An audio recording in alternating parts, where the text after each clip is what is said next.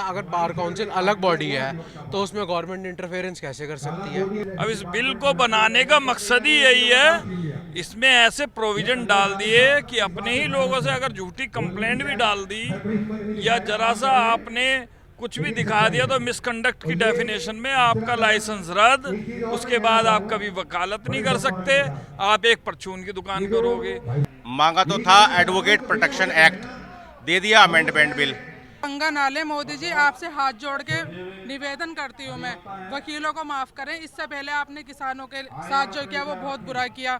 उससे पहले भी कई संगठनों से उन्होंने पंगा लिया, लेकिन वकील जो है वो बहुत भारी पड़ेंगे सरकार के पास। वकील एकता।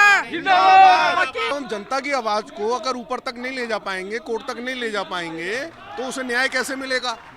जब न्याय नहीं मिलेगा तो ये कानून व्यवस्था कैसे चलेगी? बताए मुझे कोई। और मैं ये कहना चाहता हूँ, जो ड्राफ्ट तैयार हुआ है अभी, ये प्रपोज जो तैयार हुआ है, क्या ये पढ़ा है सेंट्रल गवर्नमेंट ने? एक बार पढ़ के तो देखे।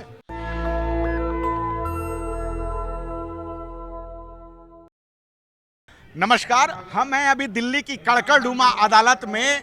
मोदी सरकार में एक विधेयक आया है, अधिवक्ता संशोधन अधिनियम 2025, और 28 फरवरी तक सुझाव मांगे गए हैं। इसमें बहुत सारे प्रावधान हैं और एक प्रावधान है कि वकील हड़ताल नहीं करेंगे, और हम देख रहे हैं कि इसी के खिलाफ हड़ताल शुरू हो गई है। ये दिल्ली की कड़कड़डूमा कोर्ट का है और देश के सारे कोर्ट परिसर में ये चल रहा है। धीरे धीरे ये आंदोलन बढ़ता ही जा रहा है पिछले कई दिनों से।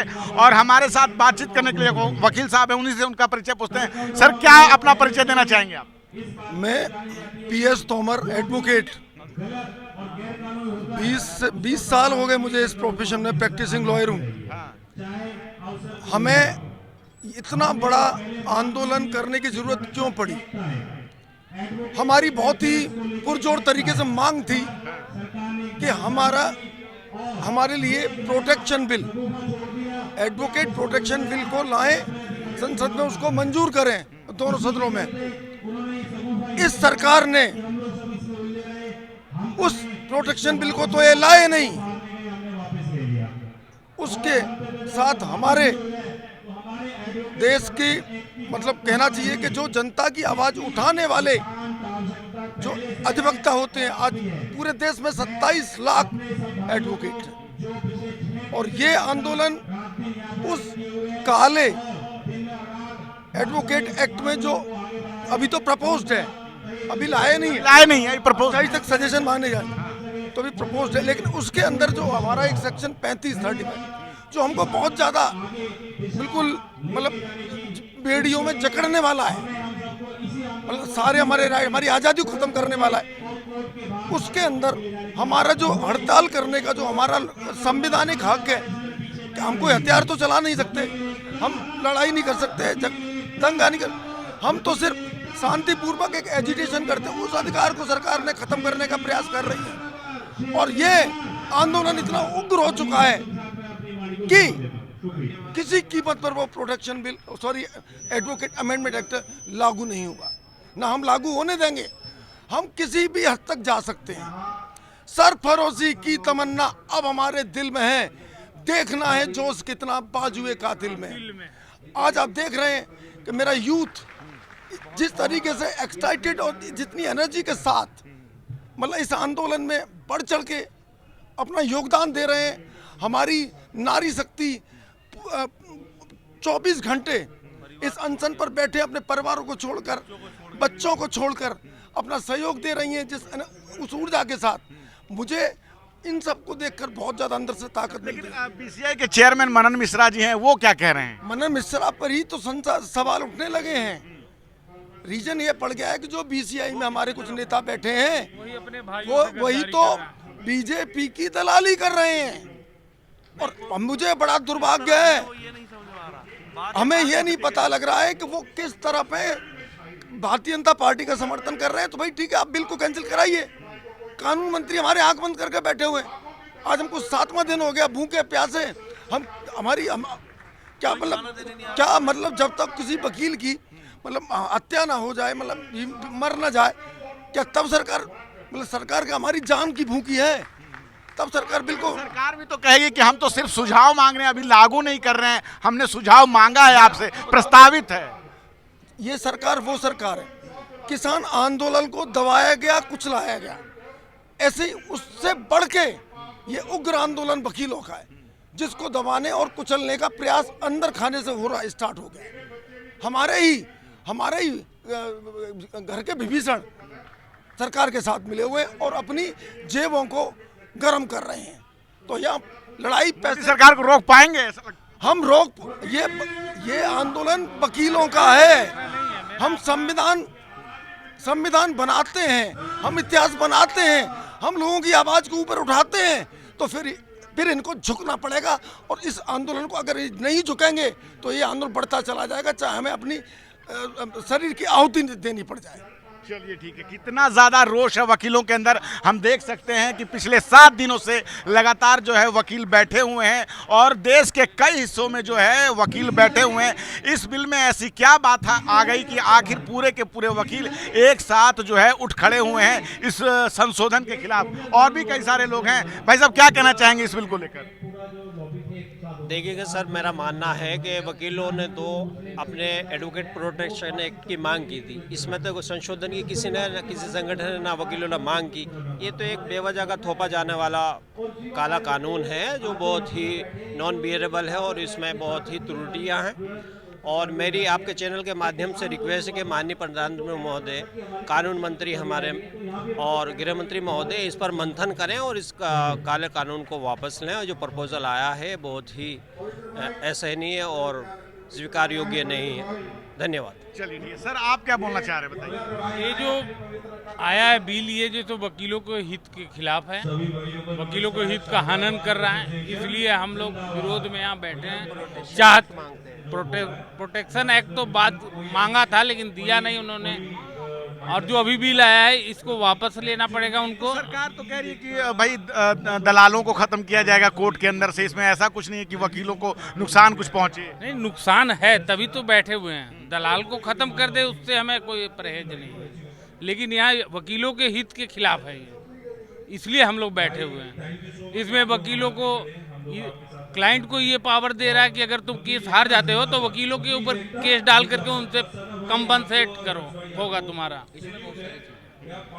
और बाहर से वकील जो तो विदेश से वकील आकर के प्रैक्टिस करेंगे, जो वकील वकालत नहीं करते उनको भी जो है तो करें कि ये लीगल प्रैक्टिशनर हैं, आप भी हैं, वो भी आकर के प्रैक्टिस करेंगे। और जो रेगुलर कोर्ट नहीं आ रहा है वो लीगल, यहाँ जैसे एडवोकेट कैसे हो सकता है, लीगल प्रैक्टिशनर का दर्जा सबको दिए जा रहा है, इसके खिलाफ हम लोग हैं। चलिए ठीक है सर, आप क्या बताएं? सर मैं बताना चाहूँगा, देखिए चुनावी मुद्दा बनाना एक अलग बात है, चुनावी मुद्दा नहीं है, ये हर वकील का हक है और अधिकार है। ये सारे अधिवक्ता आज मंच पर आंदोलन के लिए बैठे, एक स्ट्राइक छोटा मुद्दा नहीं है, बैठना और करना अलग चीज़ है। वकीलों का हक है, जो हक है वो सभी को। अब यहाँ पर हमारी नारी शक्ति, सारी अधिवक्ता, पूरा समाज यहाँ पर बैठा है। आज स्ट्राइक का 4था और 5वां डे है, लगातार स्ट्राइक जारी रहेगी। जो चीज़ें गलत हैं वो हैं। लोग कुछ कहें चुनावी मुद्दे के हिसाब से, इसमें चुनावी मुद्दा बिल्कुल नहीं है। हम बात करें गवर्नमेंट की, सेंट्रल की, वो चीज़ नहीं है। बट जो हमारे अधिकार हैं, ये जो कानून आप लेकर आ रहे हो, कानून के मुद्दे जो हमारे बिल्कुल ही विपक्ष के अधिकारों को कटल किया जा रहा है। जी जी, बिल्कुल बिल्कुल, ये किया जा रहा है। बिल्कुल ये अधिकार मिले, और हम आज ही, ये चंद समय का है, यदि आप उसे हटाते हैं तो हमें इतना टाइम नहीं। हम कानून भारत को आगे लाना, तो आगे कैसे आएगा सर? सरकार तो बोली कि अभी प्रस्तावित है, अभी तो सुझाव ही मांगे जा रहे हैं, तो अभी आप लोगों ने हड़ताल क्यों दी? लेकिन सर देखिए, वो बात ठीक है कि अभी सुझाव मांगे जा रहे हैं, लेकिन जो इन्होंने कंडीशन, जैसे हमने वो बिल पढ़ा है और उसमें जो टर्म एंड कंडीशन इन्होंने दिए हैं, तो वो बिल्कुल भी जो है वकीलों के हित में नहीं है।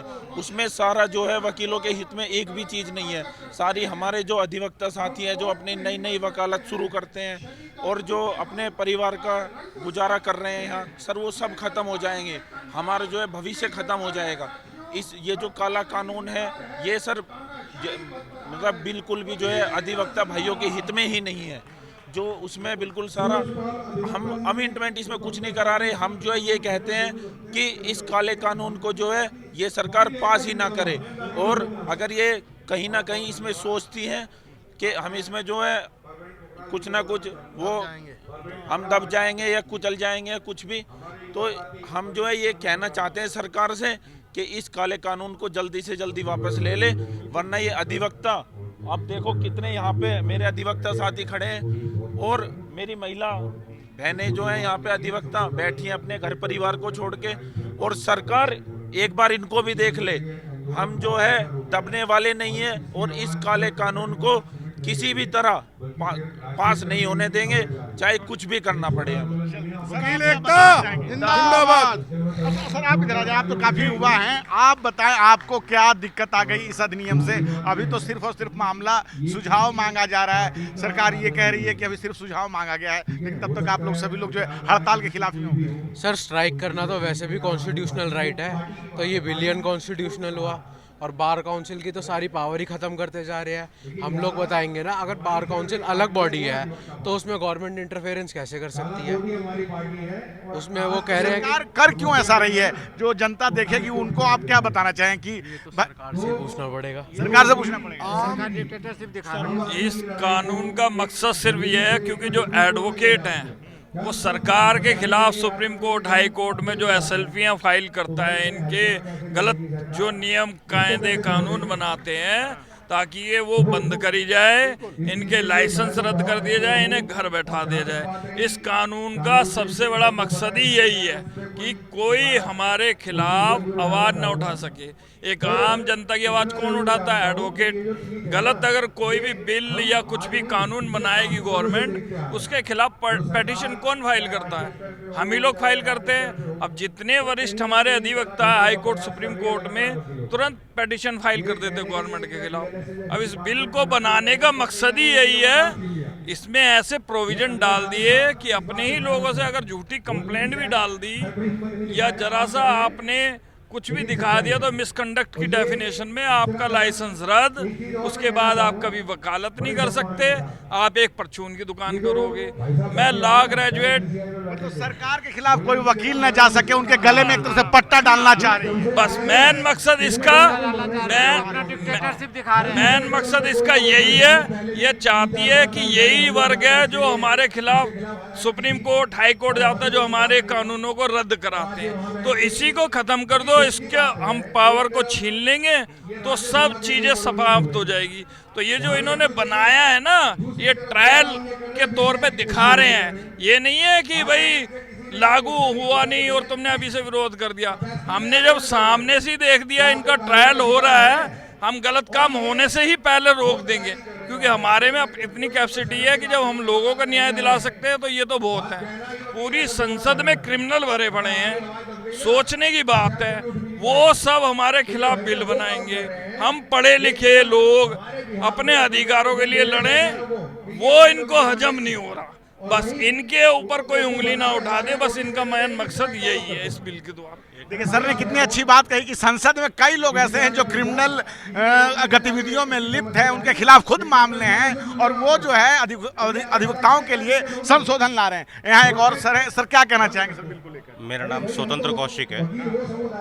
माननीय सुप्रीम कोर्ट से आग्रह करता हूँ कि कृपया करके एक सुमोटो लेकर इस विषय पर जरा गौर करें, क्योंकि सरकार के पास अब दो ही ऐसे महकमे बचे हैं, डॉक्टर्स और वकील।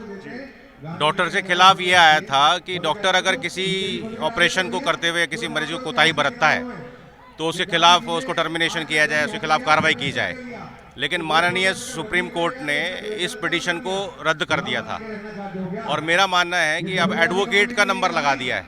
मांगा तो था एडवोकेट प्रोटेक्शन एक्ट, दे दिया अमेंडमेंट बिल 35A 35 लाकर, सेक्शन 35 लाकर ये चाहते हैं किसी भी तरीके से वकीलों का गला घोट दिया जाए। सरकार चाहती तो दिल्ली के इलेक्शन से पहले इस ड्राफ्ट को तैयार था, यानी कि ड्राफ्ट तो तैयार था।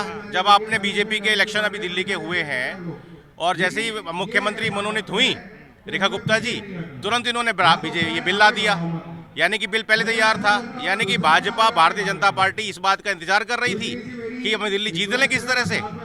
यानी कि पूरे देश में जब वर्चस्व इनका ही हो जाएगा, कहीं ना कहीं चुनाव को ध्यान में रखा गया, पहले जीत लिया गया, उसके बाद इसको किया गया। ये एक ऐसी मोनोपोली का इस्तेमाल किया गया कि वकील जो तबका है, अधिवक्ता परिषद है जैसे हमारे अधिवक्ताओं में, ये भड़क ना जाए, हमारा वोट ना कट जाए, भाजपा का वोट ना कट जाए दिल्ली से। जो केजरीवाल जी अच्छे खासे जीत रहे हैं उनको भी हरा दिया, ये तरीका गलत था। आप भाजपा अगर इतना ही फेथफुल थी, देश के प्रति समर्पित है। टोटल कितने कोर्ट हैं? 7 आई थिंक, सुप्रीम कोर्ट मिला के दिल्ली हाई कोर्ट मिला के सारे यहाँ कोर्ट कितने हैं? 6 डिस्ट्रिक्ट्स हैं दिल्ली में, 6 डिस्ट्रिक्ट्स हैं। 6 डिस्ट्रिक्ट के अलावा 21 लाख वकील लगभग होंगे पूरे देश में। वो 21 लाख वकीलों का एक भी सरताज नहीं है। क्या ये सारे वकील अपने रोड पे आने के लिए अपने हक के लिए मजबूर हो गए हैं? क्या चाहती है सरकार? गला दबा दे एडवोकेट्स का, खून पीना चाहती हैं सरकार? क्या चाहती है वकीलों से? इस वकील एक्ट लाकर, ये अमेंडमेंट एक्ट लाकर गला दबाना चाहती है सरकार।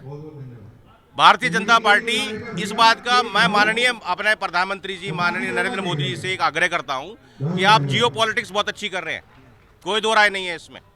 जियो पॉलिटिक्स बहुत अच्छी चल रही है, आप देश का नाम कर रहे हैं, हमें इस बात का फक्र है आप पर। लेकिन भारतीय जनता पार्टी को ये सोचना चाहिए कि वकील जो है एक न्यायिक प्रणाली का बहुत महत्वपूर्ण अहम हिस्सा है। ये चौथे स्तंभ में से आता है। पत्रकारिता हो गई, वकील हो गए, संविधान के चौथे स्तंभ में है, 4 स्तंभ में संविधान के। लेकिन उसमें उस स्तंभ को अगर उखाड़ना चाहेंगे या बांधना चाहेंगे, कैसे बर्दाश्त करेगा? जब वकील का मर्डर होता है, वकील के ऊपर चक्कू चलते हैं, वकील पिटता है, तब तो पुलिस हमारा साथ नहीं देती, तब सरकार हमारे लिए कोई प्रावधान लेके नहीं आती। एडवोकेट प्रोटेक्शन एक्ट मांगा इसीलिए गया था कि उनके बच्चे, वकीलों के बच्चे, वकीलों के परिवार सुरक्षित रहें। वो सुरक्षित तो करे नहीं, ये और दे दिया अमेंडमेंट। क्या लगता है सरकार पीछे हटेगी आप लोगों की? सरकार को झुकना पड़ेगा। सरकार नहीं झुकेगी, हम प्रदर्शन करेंगे। हमारा अगर एक ऐसा वक्त ला दिया, अगर इन्होंने, सरकार ने ऐसा वक्त ला दिया, तो हम आत्मदाह भी करेंगे भाई साहब, हम आत्मदाह भी करेंगे। वकील आत्मदाह की चेतावनी दे रहे हैं सर। आ रहे हैं मैम, आप क्या बताना चाहिए? बार काउंसिल में महिलाओं को भी अब जो है मनोनीत किया जाएगा सरकार के द्वारा ही, तो सरकार तो ये भी तर्क दे रही है। सर फिलहाल तो सरकार से यही आग्रह करना चाहती हूँ मैं, जो वकीलों के लिए, वकीलों के खिलाफ वकीलों का हनन करने के लिए बिल पेश किया गया है, इसको वापस लें। माना कि माननीय मोदी जी देश के लिए काम करें, लेकिन क्या वकीलों का गला घोट कर ये क्या साबित करना चाहते हैं? ये तो सीधे सीधे पंगा है ना, तो ये पंगा ना लें। मोदी जी आपसे हाथ जोड़ के निवेदन करती हूँ मैं, वकीलों को माफ़ करें। इससे पहले आपने किसानों के साथ जो किया वो बहुत बुरा किया। उससे पहले भी कई संगठनों से उन्होंने पंगा लिया, लेकिन वकील जो है वो बहुत भारी पड़ेंगे सरकार के पास। वकील एकता जिंदाबाद, वकील एकता जिंदाबाद। देखिए, मैं आपके माध्यम से ये कहना चाहता हूँ कि ये जो हनन हो रहा है, ये क्या केवल वकीलों का हो रहा है? बताए मुझे कोई, वकीलों का हो रहा है? ये हनन वकीलों का नहीं हो रहा है, अत्याचार वकीलों पे नहीं हो रहा है, ये हड़ताल वकीलों के लिए नहीं है, ये आम जनता के लिए है। हम जो केस लड़ते हैं कोर्टों में, क्या हम अपने लिए लड़ते हैं? ये केवल जनता के लिए लड़ते हैं, ठीक है? जब हम जनता की आवाज़ को अगर ऊपर तक नहीं ले जा पाएंगे, कोर्ट तक नहीं ले जा पाएंगे, तो उसे न्याय कैसे मिलेगा? जब न्याय नहीं मिलेगा तो ये कानून व्यवस्था कैसे चलेगी? बताएं मुझे कोई। और मैं ये कहना चाहता हूँ, ये जो ड्राफ्ट तैयार हुआ है अभी, ये प्रपोज जो तैयार हुआ है, क्या ये पढ़ा है सेंट्रल गवर्नमेंट ने? एक बार पढ़ के तो देखें, इसमें वकीलों के लिए प्लस में क्या है? बताएं आप मुझे, क्या सोचा है वकीलों के लिए और क्या सोच करके ये बनाया है? ये सारा के सारा जो पावर है वकीलों की और आम जनता की अपने हाथ में ली जा रही है कि इन्हें कंट्रोल करो अपने हिसाब से। जब सब कुछ अपने हिसाब से कंट्रोल करना है, वकीलों को भी सरकार का एक पपेट बना देना है। बिल्कुल बिल्कुल, आप बिल्कुल ठीक कह रहे हैं। बताइए ना कि क्या रह जाएगा और किस तरह से ये चलेगा, क्या होगा आगे, बताइए आप मुझे। जब सब कुछ जो है गवर्नमेंट के हाथ में आ जाएगा तो ये कानून किस तरह से चलेगा, मैं तो ये जानना चाहता हूँ। तो इस कानून के थ्रू जो है तानाशाही वार काउंसिल में भी, इसमें कॉन्स्टिट्यूशन को सेव करने वाले ही नहीं बचेंगे, उसकी डेफिनेशन समझाने वाला नहीं बचेगा, अधिकारों की रक्षा करने वाला नहीं बचेगा, तो फिर बचेगा ही क्या? इसलिए अगर ये सीधे तरीके से नहीं मानेंगे तो फिर आगे सुप्रीम कोर्ट, हाई कोर्ट है, ये उनसे बड़े नहीं है। आप मुझे बताइए, ये कानून अगर जो है बन जाता है तो आप एज ए पब्लिक आपको कोई फायदा है इससे? आपको भी नुकसान है, क्योंकि आपकी आवाज़ भी दब जाएगी। एज ए पत्रकार आपकी आवाज़ भी दबाने की कोशिश की गई, क्योंकि जितने भी नेशनल टीवी हैं ज़्यादातर जो है वो सरकार के फेवर में काम करते हैं। यूट्यूबर्स के बारे में इन्होंने बिल लाने की कोशिश की, आप लोगों ने कुछ किया, वो पीछे हटे। इसी टाइप से जो हमारी जो है वकीलों की जो एकता है, इसको जो है खंडित करने के लिए ये ऐसा कानून लाए हैं कि ये लोग भी टूट जाएं, क्योंकि हम आपके और सरकार के बीच की कड़ी हैं। हम क्या है कि जनता की जो आवाज़ है, उसकी समस्याएं हैं, उसको सुलझाने के लिए कोर्ट तक ले जाते हैं। हम जो है जनता की एक आवाज़ है, इस आवाज़ का गला घोटने का काम जो है इस सरकार ने किया है। और इस सरकार ने जो है एक बहुत ही गलत मतलब ये एक जो है अपने माइंड में बैठा लिया कि जैसे कि सारे संस्थाओं को इन्होंने कब्जा कर लिया है ना, किसानों का बिल भी इनको वापस लेना पड़ा और दूसरी संस्थाओं को दबाने की कोशिश की। इसी प्रकार से ये वकीलों को दबा लेंगे, लेकिन इनका ये वहम है, ये अहम है, ये टूटेगा क्योंकि इन्होंने जो है वकीलों से पंगा ले लिया है। ये चाहते हैं कि पूरा देश गुलाम हो जाए, सब इनके इशारों पे चले, इसके अलावा और ये पूरी सत्ता पे राज करे। हो सकता है कुछ दिन में ये ऐसा कानून भी बना दे कि अब इलेक्शन नहीं होंगे दोबारा। चलिए ठीक है, तो देखिए किस प्रकार से वकीलों ने जो है पूरी सीधे की सीधे चेतावनी दे दी है। दिल्ली कड़कड़डूमा, कुछ दिन पहले एक वेब सीरीज आई थी, मामला लीगल है, लेकिन यहाँ देखिए किस प्रकार से ये कानून को इलीगल बता रहे हैं कि वकीलों को पपेट बनाने की तैयारी कर रही है सरकार। और इस बात को लेकर देश के कई अदालतों में जो है विरोध प्रदर्शन अधिवक्ता कर रहे हैं, वकील कर रहे हैं। हम देख पा रहे हैं अभी कड़कड़डूमा में कितने सारे वकील जो है पिछले 3 से 4 दिनों से लगातार बैठे हुए। इनका साफ साफ कहना है कि आने वाले समय में अगर सरकार पीछे नहीं हटती है तो ये आंदोलन और ज़्यादा तेज होगा, जिसमें कि वकीलों के खिलाफ जो है उनके हड़ताल के अधिकार को और भी बहुत सारे प्रावधान ऐसे हैं जिससे कि उनके अधिकारों को कम करने की कोशिश लगातार सरकार कर रही है। वकीलों का साफ साफ कहना है कि जो संविधान बचाने की लड़ाई लड़ते हैं उनको ही अब बांधने की कोशिश कर रही है सरकार। क्या सोचते हैं आप अपनी राय हमें ज़रूर बताएं। मैं रंजय कुमार, कैमरामैन आशीष के साथ नेशनल दस्तक। धन्यवाद। नेशनल दस्तक की आपसे गुजारिश है कि अगर इसको बचाना चाहते हैं तो नेशनल दस्तक को सब्सक्राइब करने के लिए रेड कलर के सब्सक्राइब बटन को दबाएं, फिर बेल आइकन की घंटी दबाएं। नेशनल दस्तक को बचाने के लिए बहुत जरूरी है कि हर खबर को शेयर करें, लाइक करें, कमेंट जरूर करें।